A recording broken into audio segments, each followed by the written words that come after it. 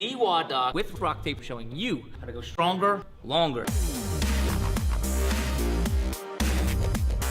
This week, 16.3 recovery, and this is how we're doing it. First things first, we gotta take care of those forearms.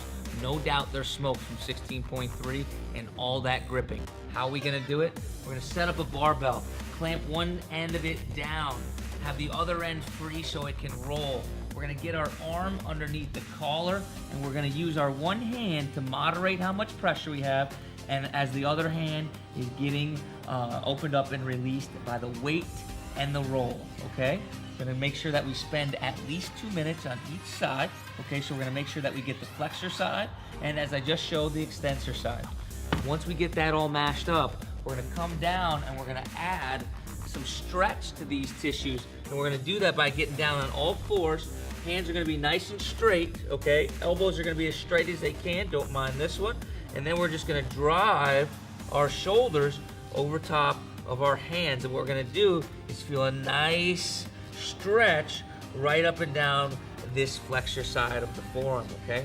Once we finish up with that, 20 passes right here. Once we finish up with that, we're gonna get into it and really take care of these calves, because the posterior chain, whether you guys realize it or not, is gonna be smoked.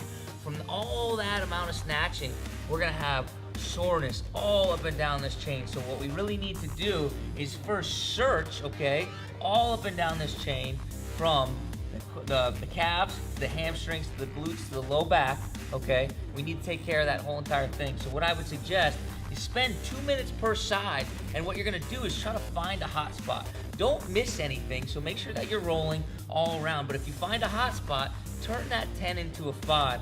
Add a little sustained pressure like we teach just in the movability courses.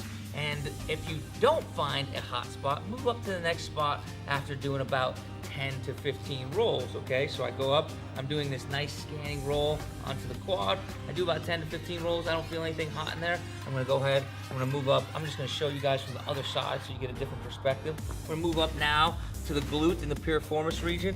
How would I get onto this? I wanna make sure that I isolate that by crossing my leg, okay? If I wanna get more lateral, I turn my body down, okay?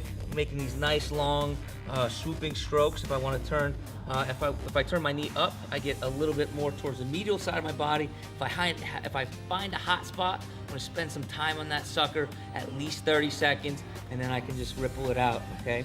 Now, as I finish up through there, I can get up into the low back. Make sure that you're trying not to cross the spine, okay? So we're going to tilt just a little bit to one side. Although we're getting as close to the midline as we can, we're gonna take care of those lumbar erectors, okay?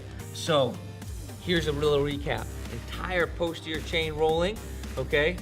Make sure that we're also getting some nice extension into the wrist. Make sure we're getting that bar mash. That's how I would take care of you after 16.3. That's how I would recover. Guys, I hope this helps you out.